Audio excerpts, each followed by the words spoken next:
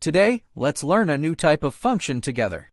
Firstly, let's take an example where with the rapid growth of the economy and the continuous improvement of people's living standards, tourism has become an important way of life for more and more families. As the number of tourists increases, scenic spots in A and B adopt different coping strategies. A scenic spot has raised the ticket price, while B scenic spot has canceled the ticket price. So from 2001 to 2015, the annual number of tourists and annual growth rate of the scenic area are given in the table. What patterns did you observe from the data in the table? The annual growth rate of scenic area A is around 10% every year, which can be roughly considered as a percentage, while the annual growth rate of scenic area B is constantly increasing. If the pattern is not obvious, in order to facilitate our discovery of the pattern, we can draw a scatter plot of them. From the graph, we can verify that the year-end increase of scenic area A shows a linear growth, while the year-end increase of scenic area B is increasing, and the pattern is still not clear. In order to further study the changes in scenic area B, we can find patterns by calculating other data that characterize growth. For example, growth rate is a commonly used data to characterize growth. We can do it through calculation. The ratio between 2002 and 2001 was found to be 1.11. The ratio of tourist numbers in 2003 to 2002 is approximately 1.11. The ratio for each year is approximately 1.11. So the annual growth rate of B-level scenic spots is approximately 0.11, which is a constant. Therefore, its law is that the annual growth rate is approximately a constant. So, this kind of growth, this way of change, we call it exponential growth. In this way, we have calculated a growth pattern for the number of tourists in B-level scenic spots. Using this pattern, we can estimate the number of tourists for the next year. So, can we further use functional analytical expressions to characterize the changing pattern of tourist numbers in BD scenic spots over time? Based on the analysis just now, we know 1 year later, the number of tourists should be 1.11 times that of 2001. 2 years later, the number of tourists should be 1.11 square times that of 201. 3 years later, the number of tourists should be 1.11 cubic times that of 201, and so on. After X years, the number of tourists should be 1.11 square times that of 2001. So, if we assume that the number of tourists after X years is Y times that of 2001, then we can express the relationship between Y and X as Y equals 1.11 to the power of X. X belongs to 0 to positive infinity. This is a function where X is the independent variable.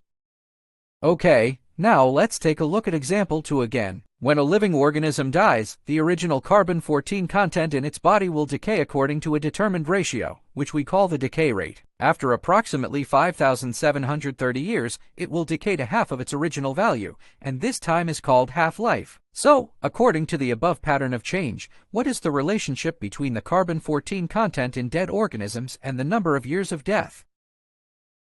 Firstly, let's explain that scientific research has shown that cosmic rays can produce radioactive substances, including carbon-14, in the atmosphere. The decay rate of carbon-14 is very regular. Its accuracy can be called the accurate clock of nature. The carbon-14 that animals and plants decay during their growth process can be replenished through interactions with the atmosphere. So, the carbon-14 content in living animals and plants does not change, while after death, animals and plants stop interacting with the outside world, and their original carbon-14 content will decay according to a certain pattern, with a half-life of 5,730 years.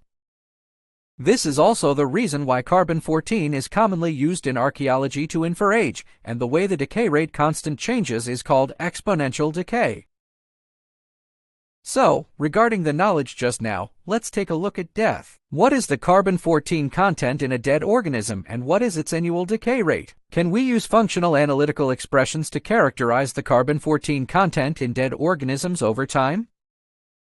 We can assume that the carbon-14 content in a dead organism has an annual decay rate of P. At the time of death, the carbon-14 content is 1 unit. This way we can launch. After 1 year of death, the carbon and water content of the organism should be 1 minus P. 2 years after death, the amount of carbon and water in the organism should be the square of 1 minus P. After 3 years of death, the amount of carbohydrates in the organism should be 1 minus P to the power of 3, and so on. After 5,730 years of death, the amount of carbohydrates in the organism should be 1 minus P to the power of 1 of 5,710. So we know that 5730 is the half-life, which means that subtracting p from 1 to the power of 5730 should be equal to half. According to this equation, we can solve for p equal to 1 minus half to the power of 1 of 5730. This is the annual decay rate of carbon-14 content.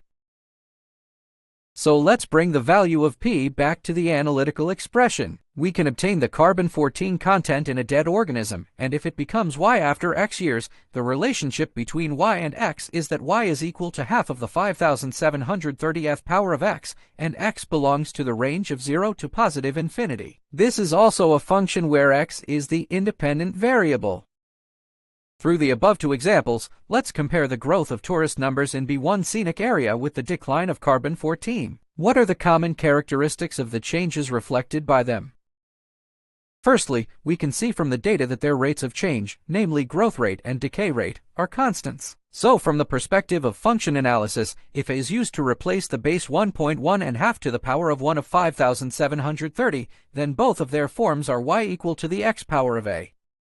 So this formal function is the new function we are going to learn today, which we call the exponential function. The concept of exponential function is as follows. The general function y is equal to x of a, and the power a is greater than 0 and a is not equal to 1, which is called an exponential function, where x is the independent variable and the domain is R. So regarding the scope of a, we can consider the two examples just now. When a is greater than 1, it is our instance 1, y is equal to the power x of a and can also be written as 1 plus the power x of p, where p is the growth rate, which is the way exponential growth changes. When a is between 0 and 1, y is equal to the power x of a, which can also be expressed as y equals 1 minus the power x of p, which is an example of exponential decay in example 2. So the range of a is that a is greater than 0 and not equal to 1, divided into two parts, where a between 0 and 1 indicates exponential decay, and a greater than 1 indicates exponential growth. Therefore, exponential function is a function model that characterizes the law of exponential growth or exponential decay. Can it take other values? For example, a is less than 0. If a is less than 0, such as -2, when x has some values to the power of -2, it is meaningless. For example, if the half power of -2, which means that -2 is meaningless under the root sign, then the locality of that type of function will not be R. Its variation law is not the law of exponential growth and exponential decay. Therefore, we will not classify the parts where a is less than 0 as belonging to the exponential function. Similarly, a equals 0 in the same way. When a equals 1, then y equals 1 to the power of x. Y equals 1, which is a common constant function. Its change pattern is not exponential, and we do not need to incorporate it into the exponential function. Therefore, we ultimately determine that the range of values for exponential function a is a greater than 0 and a is not equal to 1. So, after we finish learning exponential functions, we compare them with the power functions we previously learned. The difference between them is that the independent variable x of the exponential function is at the exponential position, while the independent variable x of the power function we previously learned is at the base position. In future learning, we cannot confuse these two functions. In that case, we have learned the concept of exponential functions. Now, let's consolidate the concept of exponential functions.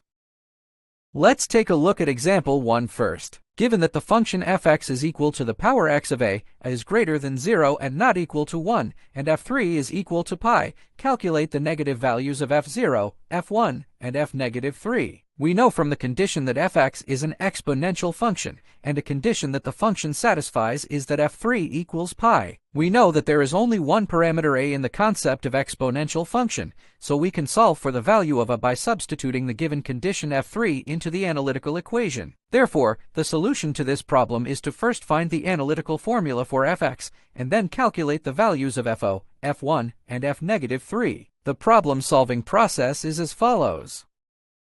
f3 equals pi, knowing that the third power of a equals pi. It can be solved that a is equal to 1/3 of the power of pi, so the fx value is 1/3 of the power of pi. So fo is equal to 1. f1 is equal to 1/3 of the power of the pi. f-3 is equal to the negative power of the pi. Through this question, we can learn about exponential functions. By knowing a set of corresponding values for x and y, we can obtain an analytical expression for the function. In other words, when the coordinates of a point appear on the function, we can obtain its analytical expression.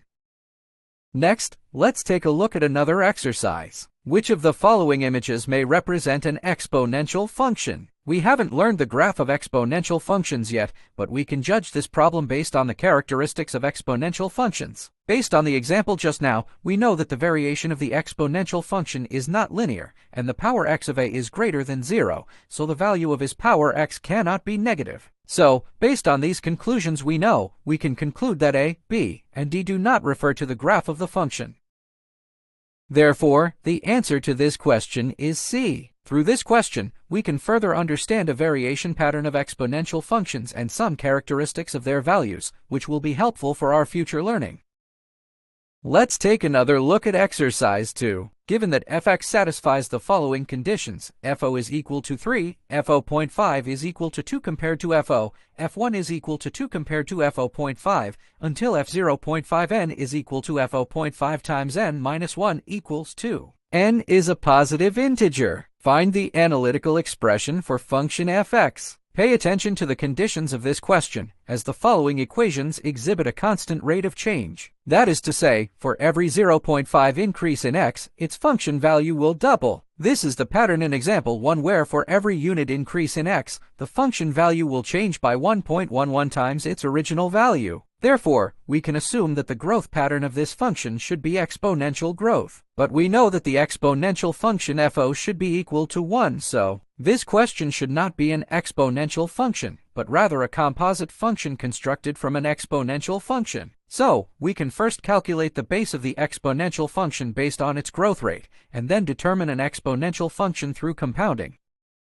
The process of solving the problem is as follows. Based on the fact that fo.5 is equal to 2 and f1 is equal to 2, we can know that f1 is equal to 4, which means that fx grows exponentially with a growth ratio of 4. Therefore, its base should be 4. And because fo is equal to 3, which means the initial quantity is 3, fx should be 3 times 4 to the power x. Through this question, we know that an exponential function is a function model of exponential growth, and therefore an exponential function type function. That is, multiplying a constant before an exponential function is called an exponential function type function, which is also a type of function that grows exponentially.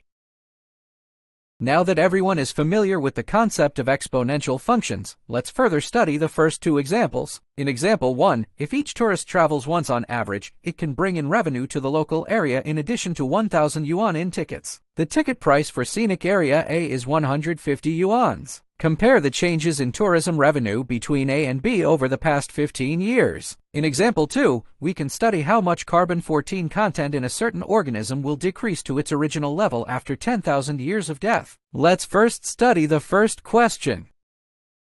In the instance set, we assume x and the tourism revenue of A and B after the year is fx and gx respectively. In scenic area A, the expenditure per person is 1,150 yuans. The number of people per year can be calculated as 10 times 600 based on the data in the table. Therefore, the total revenue of scenic area A is 1,150 times 10x plus 600. The consumption per person in scenic area B is 1,000 yuans. And the number of people per year is 278 times 1.11 to the power x. So the total revenue of scenic spot B is 1,000 times 278 times 1.11 times the power x. Comparing these two functions, both functions are growing. So what is the growth and change situation? We can first compare through special values. For example, we can use computational tools to first calculate the relationship between FO and GO. Through calculation, we found that FO minus GO equals 412,000 yuans, which means in the first year, the total tourism revenue of scenic area A is 412,000 yuans higher than that of scenic area B. That means the measures taken by scenic area A are quite appropriate. As the years increase, we can further calculate the relationship between F1 and G1, and we will find that a scenic spot still has more income than B scenic spot, but this difference will become smaller. When further calculating F2 and G2, the difference is gradually decreasing. As x increases, the income difference between the two places becomes smaller and smaller. Until F10 and G10, their incomes are already very close. We discovered the relationship between F11 and G11. The income of scenic spot B exceeds that of scenic spot A. We can further estimate that Fx and Gx are equal when they are approximately 10.22 using industrial tools. Therefore, we can conclude through judgment. The increase in tourism revenue of scenic spot B is getting faster and faster, while the increase in tourism revenue of scenic spot A is relatively slower compared to scenic spot B. We can further draw the function graph. We found that the growth of scenic area A is linear, while the income growth of scenic area B is exponential. So at the beginning, the income of scenic spot B was much lower than that of scenic spot A. With the increase of years, the growth rate becomes faster and faster. Around 10.22, the income of scenic spot B began to surpass that of scenic spot A, and it continued to increase over time. The income gap between scenic area B and scenic area A is getting larger and larger. In a few years, it may be twice or 3 times the size of scenic area A. So looking at the final result, response measures for 2 scenic spots into locations. The B scenic area achieved good results many years later, while the A scenic area only had good results in the first few years, so our classmates did the same when making future related plans. Your plan is for whether to take effect in a timely manner or to achieve sustainable development in the future. These are some important knowledge we should gain through this question. Let's take a look at the second question again. In example 2, after 10,000 years of death, what percentage of carbon-14 content in a certain organism's body decreases to its original level? We can set the carbon-water content of biological death as a unit x, and the content after the year as hx. Then we can also obtain the analytical formula for hx based on the conclusion just now. Hx is equal to half of 1 of 5,730 to the power of x. What about 10,000 years later? When x equals 10,000, we can use computational tools to calculate that H10000 is approximately equal to 0.3. That is to say, the carbon-14 content in his body has been reduced to 30% of its original level. Through this question, we can know that in archaeology, we can determine the age of death by measuring the percentage of carbon and water content in the body that has decreased to its original level. Let's summarize what we learned in today's class. Have you understood the laws and characteristics of the rate of change of exponential growth and exponential decay through the study of this lesson? Can you understand the concept of exponential functions and use them to solve simple practical problems? Additionally, this is the second function we learned in high school. After learning a new function, we need to compare it with the previously learned function. So, exponential functions have a somewhat similar characteristic to the power functions we previously learned. For instance, comparing 2 types of functions, we can find that the power function has x at the base position. And for exponential functions, their x is always at the exponential position. So the exponent of a power function can be negative, positive, or 0. No matter what value the index takes, it is a power function, but as its value varies, the range of its domain x also varies. This is the connection and difference between these 2 functions. After studying the 2 functions, we hope that everyone can compare and learn from them and avoid confusion in future learning.